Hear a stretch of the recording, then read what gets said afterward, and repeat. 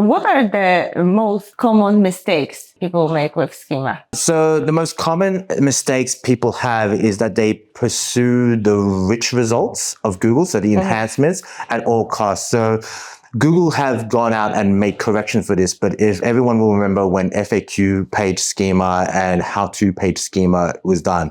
Now, based on the spec, that is an incorrect implementation of it, but people want that for the real estate, right? For CTR enhancements. So that is the goal there. So what they would do is they would erroneously write FAQ, they'll occupy the SERPs, and I guess it was good strategically for hacking the SERPs and having the stars and those kind of things.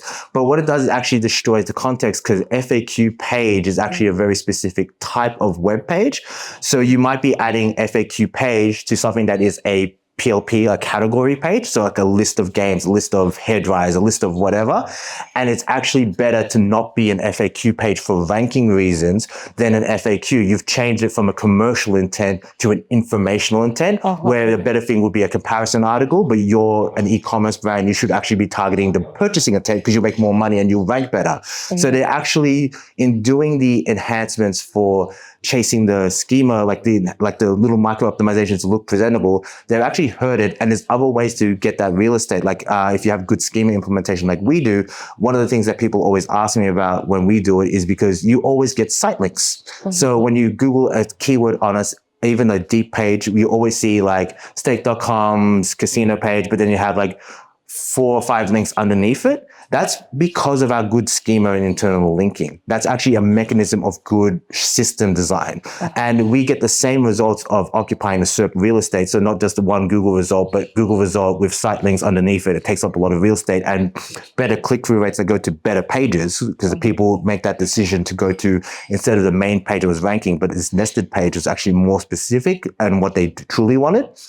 That's the mistake that people make, is that they keep pursuing this hyper optimization, but they don't actually think about the bigger picture. So they actually shoot themselves in the foot and de-rank, or like actually make their page less competitive for ranking in the first place. What are the most common types of schema that are most beneficial? For every single website, this applies for every website, but it is probably technically the most important one, is the organization and website schema on every single page. So the way that we design schema is that you can join different schema elements together. So you can write a short script for JSON-LD for your organization, and you have a @ID property, and you give it a little label. So we use #stakeorg for our stake organization schema.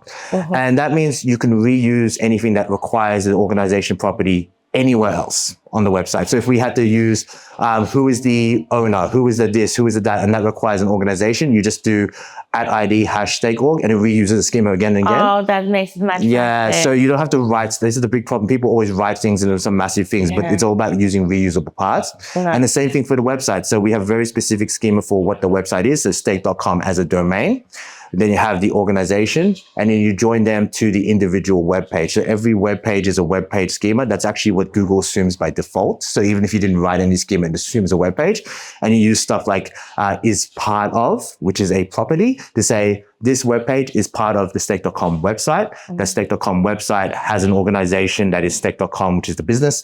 And then that's available on every page. And you can reuse, especially the organization one, for different parts. So the casino games, casino groups, sports, blog, everything else can actually be reused as reusable parts. That's really cool. Is there any type of schema that is rarely used, like something out of the box that you really like? So it's less about the schema, more about the property. So every single type of schema, so you have like, say, the page, the web page, and those kind of ones. So if I would answer that, it's the more specific types of web page. But the one that's like bang for buck important would be the properties. So whenever you look at a type of schema, they'll take some properties. The most common ones are obviously like name, URL, those kind of things. But one of the things I say is the most underrated and the best performing from what I've tested, because I use the ones I've done like a lot of testing over many, many years. I know which ones move the needle or not, is the one that is subject-of schema, which is the inverse of about schema. So in SEO, there's a lot of discussion about using about schema. So this page is about this entity. And it's very, very common. It'll be like, we have this page about slot games. You might, if there's a Wikipedia article, you say the about of is the slots Wikipedia article or the casino Wikipedia one. And that provides context for this page is about this entity. But in the subject of schema is the opposite way. It means that this external article is about this page. And this is basically your backlinks. So you can say you have a slot page and say Steak's got the best slot game inventory of 3,500 is a ranking page, ranks well for like some slots keyword. I can say subject of, this article or this comparison article, and I can pump that up for like 5 or 6 links. And basically I'm saying that this individual page is the subject of this authoritative article externally, and that actually amplifies not only from a link standpoint, but also the entity flow for this article has made declarations about our brand and our entity. And we make the connection that we're really authoritative on casino games or online gambling.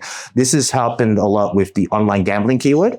So for us on Stake, no matter what the algorithm updates happen, we're routinely number 1 for online gambling, and we don't try to rank for that keyword. It's all based on entity stuff. So like Stake as a brand is so synonymous with the term online gambling. Like Stake is online gambling, the same way that Kleenex is for tissue, according to in Google's brain.